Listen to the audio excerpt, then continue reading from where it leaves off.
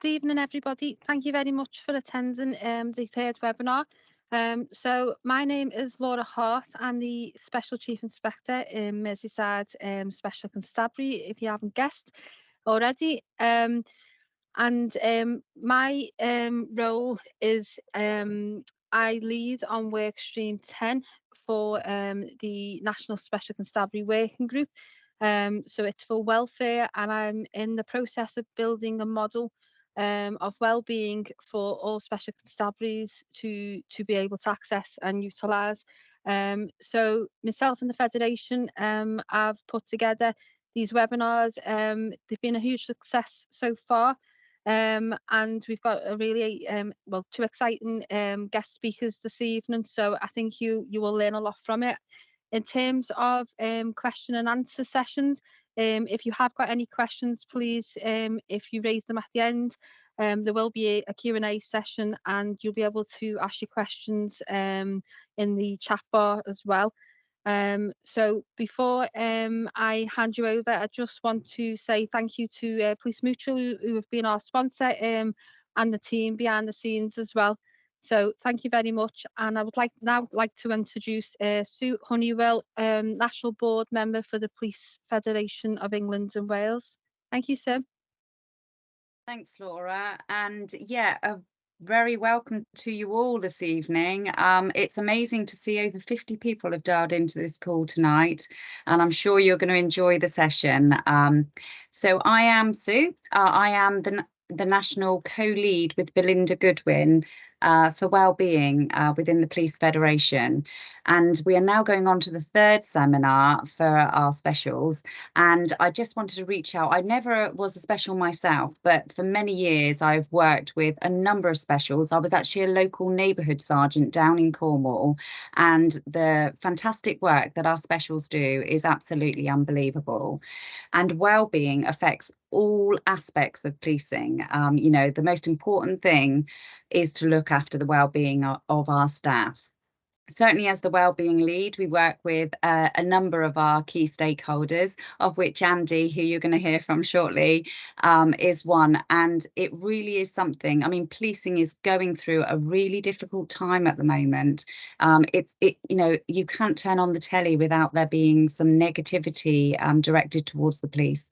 And we know that, you know, our officers are predominantly out there every day doing a fantastic job, including our special constables as well. And it's a real privilege to be part of this event tonight. And, you know, and a great thanks to all of you who often do it, you know, excessive hours to come and help out in your community. So just wanted to, you know, say thank you to you all for everything that you do for us as well. So tonight we're going to hear from Andy Rhodes, former Chief Constable, over 30 years in policing. Absolutely fantastic the work he's doing for the National Wellbeing Service College of Policing. He really does bring a breadth of experience to the wellbeing arena, and certainly gives information to chief constables across the country. That information and the work that they do is really invaluable. And I have had a quick peek at some of the information that you're going to hear tonight, and I really do think that you are going to enjoy the presentation. Unfortunately, I can't stay on the call tonight because I had a prior engagement, but hopefully you'll receive our details. I'm always happy to take any questions from anybody. You know, we are here as a federation to represent you. So yeah, I hope you enjoy the session. I'm now going to hand back over to Laura, but yeah, I think you're in for a real treat with the presentation tonight. Thanks, Laura. Thank you very much, Sue. And I would like to second what you've just said as well. I think it's really exciting that we have guest speakers like yourselves, and I know there's a lot of time and effort put into the special constabularies in terms of wellbeing and other aspects. So I'd just like to say thank you before you go as well. So our next speaker, Mr. Andy Rhodes, Head of National Police Wellbeing Service. Thank you very much.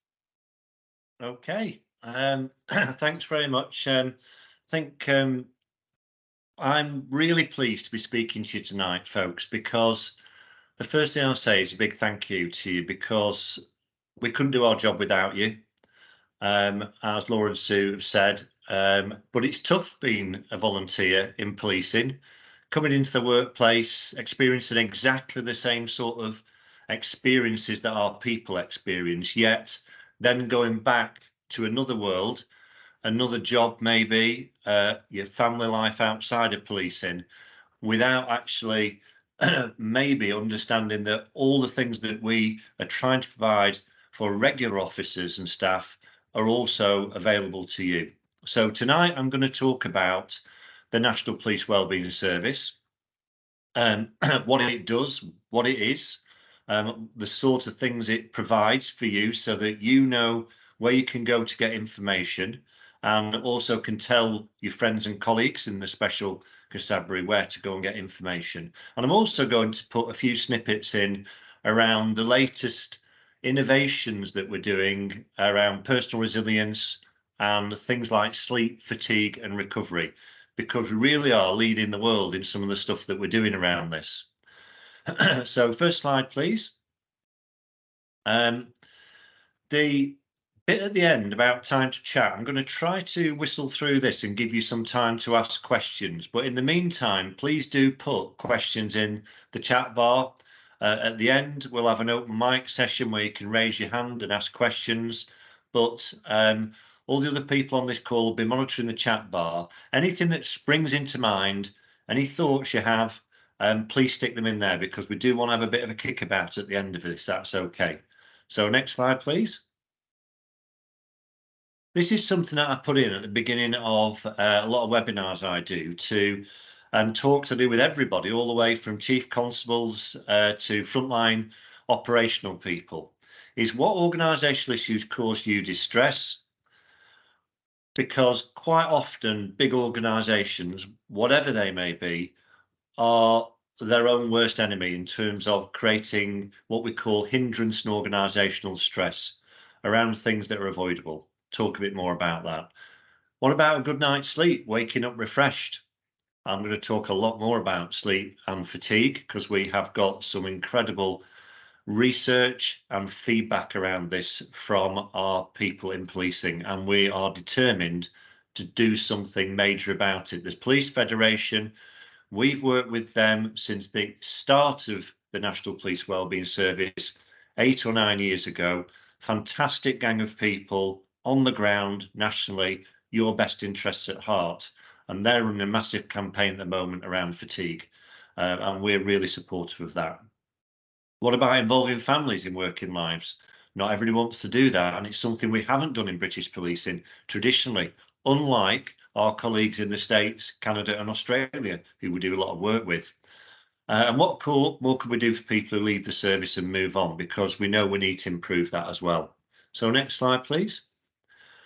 So National Police Wellbeing Service, the brand of that is Oscar Kilo. So if you see anything in the police stations you're working in, I'm going to be giving you a QR code to go to the Oscar Kilo site, which you can access from a mobile phone, tablet and from home, open source.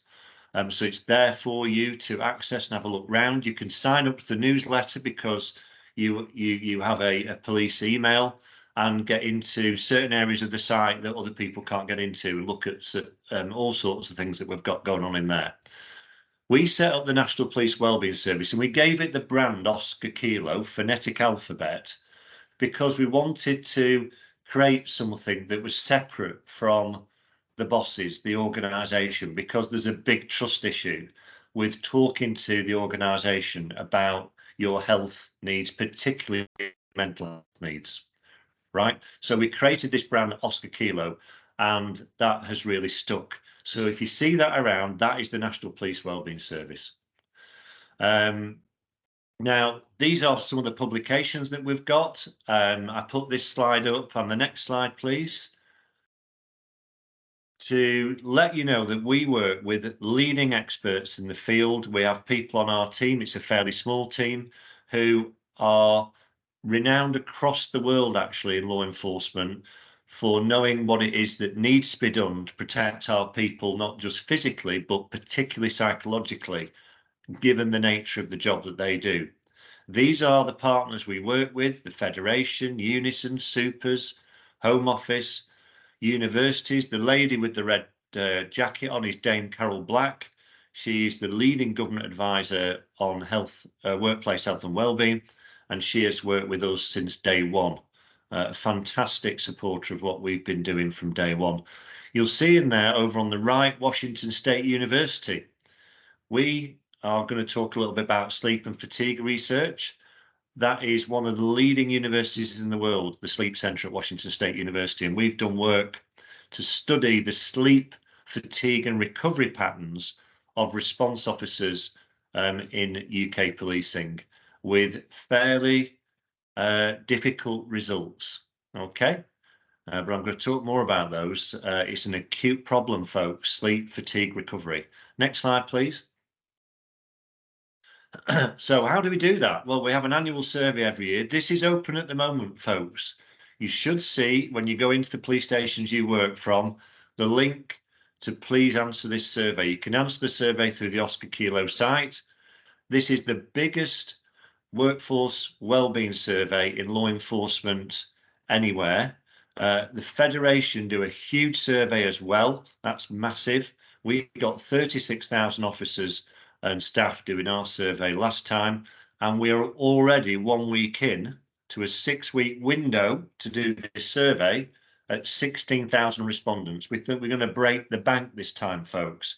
So please do take 10 minutes to fill it in. The reason being that the results of this survey get shown to some very important people who have influence over what happens in policing.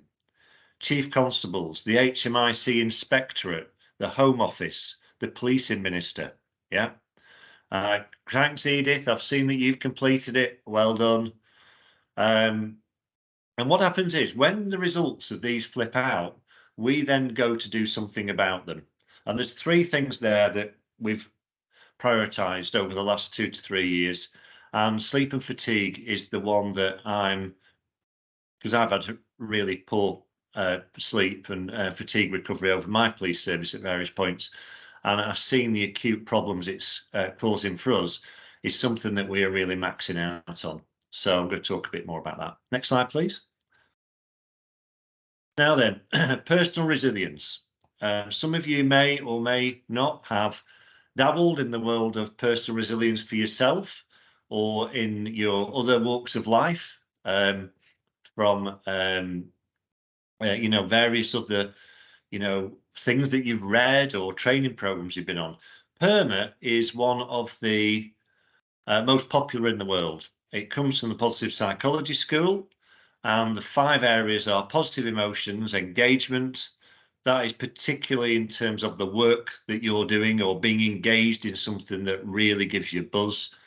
Positive relationships, achieving meaning from the work that you're doing or meaning in your life, and a sense of accomplishment.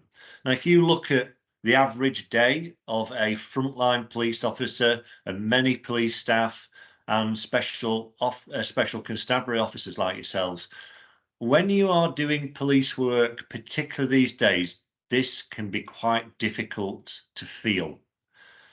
You know what I mean? We're generally dealing with 90% of the time, we're dealing with the 10% of difficult stuff in the world. Positive emotions aren't always a plenty in an 8, 10, 12-hour shift. Sometimes you can feel isolated and not engaged in how decisions are made at work. Sometimes relationships get frayed at work. And sometimes it's very easy to feel as though you're not making a difference at work. So this is highly relevant to you as operational police officers. And PERMA is something that when you dig into this, there is a real something's just flipped up on my screen, sorry. There is a real resonance with the type of work that we do here. Next slide, please.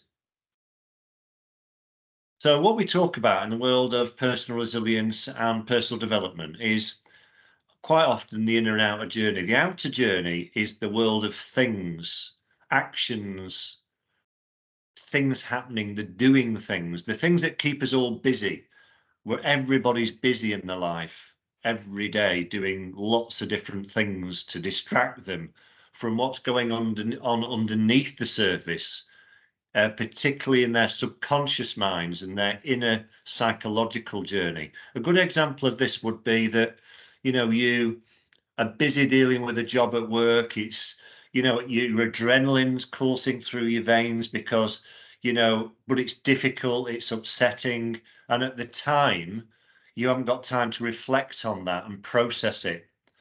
And then only later, and sometimes with people, this can even be years later, that inner journey catches up with the outer journey and they're not in sync. And so what a lot of our work that we do around dealing with stress, trauma exposure, is to try to get people to process their experiences as close as possible to the events that they have just gone through. And somebody once said to me, an expert that we still work with them, an expert in post-traumatic stress, said, a lot of people who have problems processing trauma, it's like you've got your laptop screen open and all your documents are on the desktop and they've not been put into folders and none of them have been made sense of. And this is one of the things that can lead, sadly, to some of our people developing PTSD, post-traumatic stress disorder, which is a really, really damaging, life-changing psychological condition. So I would encourage you to not just think when you're at work or when you're in your outside life of the doing things, the outer journey. Always start as well to think to yourself about what's going on for me inside. How am I feeling about this? And feel okay to talk about it. That's the culture that we're trying to create. Next slide, please. Now then, this is one I think we can all relate to, the theory of flow.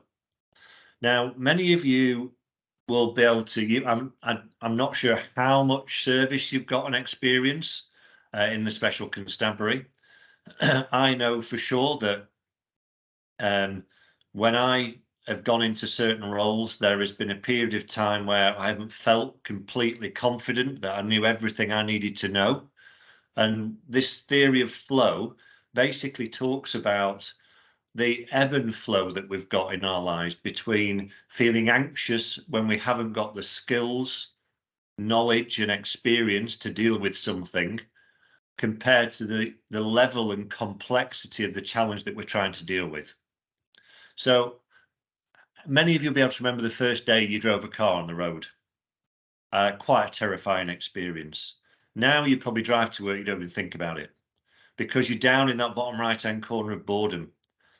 And when you look at the uplift program, for example, that we've just gone through in policing, we've probably recruited something around 50,000 new police officers in five years. The front line is far more inexperienced than it used to be, and so many more people, therefore, are experiencing some level of having to catch up with this flow model. And it's okay and understandable that we feel anxious when we're in that position. Yeah, that is normal. And we have to recognise that policing at the moment, I think policing is in that top left-hand corner a little bit because we lost a lot of experience and now we're trying to catch up. And that is something that I would think a lot of you might be able to recognise if you've been in the Special Constabulary a long time or if you've just joined. It's a tough job with a lot going on and a lot of variety, and it's very difficult to feel totally comfortable with everything that you're doing. Next slide, please. So what do I say to chief constables? The world outside will throw incidents at us, events at us, demand at us of a certain nature, and there sometimes is limited amount of control we have over those events, the nature of the work. But what I say is I have very rarely found a police officer or a member of staff who complains about actual police work. They don't complain about dead bodies. They don't complain about the tough shift work, the hard end of the job, running through gardens and catching burglars and all this sort of stuff. They don't complain about those things because that's what they joined to do. What they complain about is the things that get in the way of them doing the best job they can, the controllables. And in an organisation where people don't care what they're doing every day at work, this isn't an issue, right? And that's why, I've just seen that comment around training. Training is one of the controllables that we don't do well enough. Training in policing is squeezed in between everything else we do, as is recovery, actually, which something I've got to be in my bonnet about. But it's always hard to get people off the day job to help with development, training, etc. And therefore, when things like new IT systems come in, that flow diagram kicks in and it can be absolutely soul destroying for people. Because what you're going to remember, folks, is the job that you're doing, your cup is already pretty full. Therefore, these controllables in the organisation, we have got to double down on them massively. Next slide, please. It's a leadership job. So what does the future hold? Next slide, please. We're running a leadership program to look at the latest technology and data solutions that remove some of these hindrance stressors from the workplace. We are way behind some commercial organisations in terms of how they keep in touch with clients, customers, victims. And there is technology out there that makes it far easier and less difficult to do than we make it. And some forces are really pushing ahead with that. We're looking at things like biometric wearable technology, putting these on the wrists and fingers of our frontline people to help them understand what their body's data is telling them, and then providing them with really high quality sleep, fatigue and recovery coaching and education, whilst at the same time getting data from these interventions that helps us change the way that work is designed. And that is the sort of thing that we are determined to do. So we've got a program running that is deliberately trying to accelerate the adoption and catch up with some of the things that are already out there in the private sector. Next slide, please.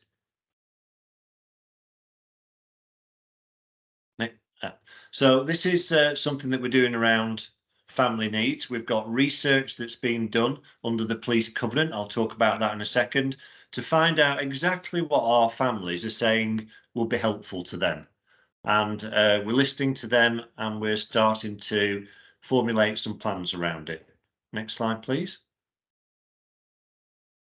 This is the thing that we're doing around wearable technology. Merseyside Police and John Moores University have been the testing ground for this so far. We're just about to deploy another 200 devices with the educational programme into Merseyside Police. We've currently got over 300 wearable devices across the country on people, ranging from organised crime units, response officers, counter-terrorism, the menopause network, and the feedback so far is absolutely fantastic.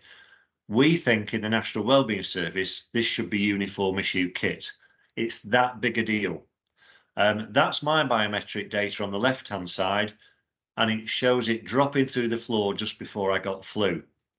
In the world of elite sports, they're using this piece of kit to predict, and in the military actually in the States, to predict outbreak of illness in groups of people. That's how savvy they're getting with this. And, we're really excited about the potential for this in UK policing. And actually, it's pretty groundbreaking what we're doing for once. Next slide, please. So, next slide, please. The police covenant, right. So I won't dwell on this, but essentially that came into law last year, very early days. We're fixing some of the basic things around health and wellbeing and protection that really we should have been doing anyway. And we're feeding a lot of that into the inspection process. That's PEEL. So the people who inspect police forces, the HMIC, their inspection process is called PEEL, and we're looking at working with them very closely. So, you know, people are held accountable for what they do. Next slide, please. So this is what Oscar Kilo, the National Police Wellbeing Service, does, right? We have a website, we provide training, we train hundreds, we've trained thousands of officers and staff in things like mental health peer support, trauma, demobilise and diffusion is one of our core courses, wellbeing leadership.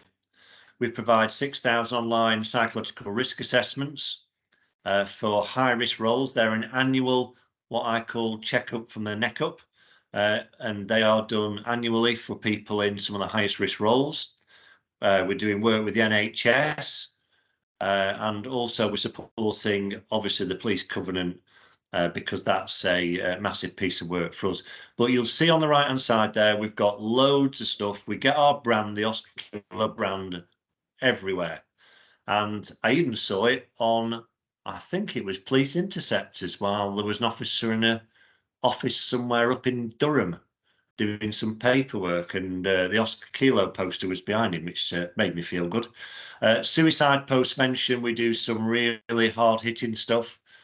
We've just published our suicide post-mention toolkit we've done with the Samaritans. Sadly, we lose around 24 to 30 of our colleagues a year to suicide, and we don't want to lose any, folks.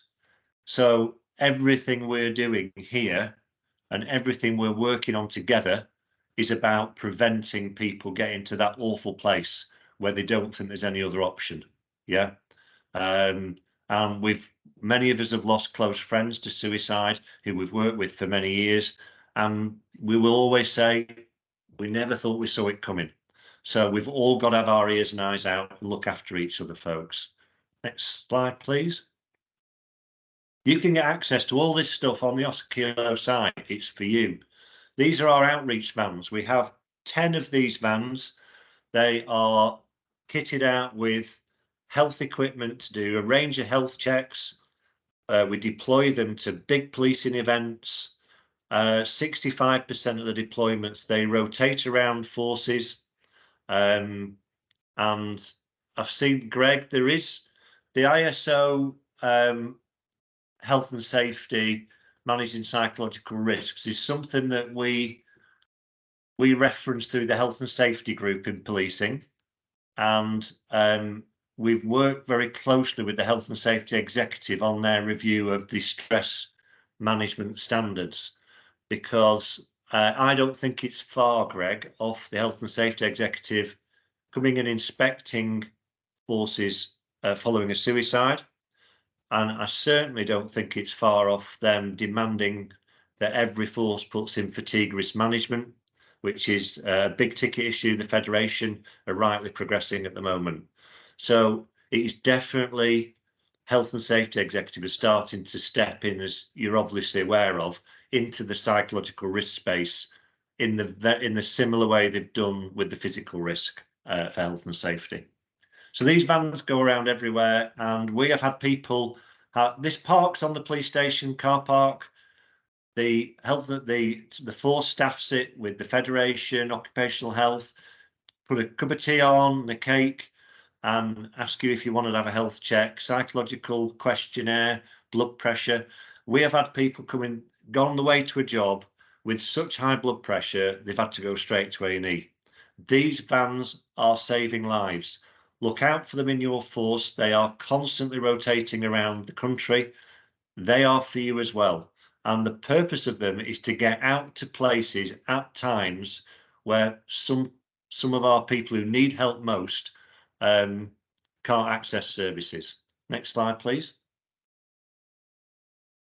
Wellbeing, we've now got, actually, it's 140, we've got 200 OK9 dogs now with handlers. They're all volunteers.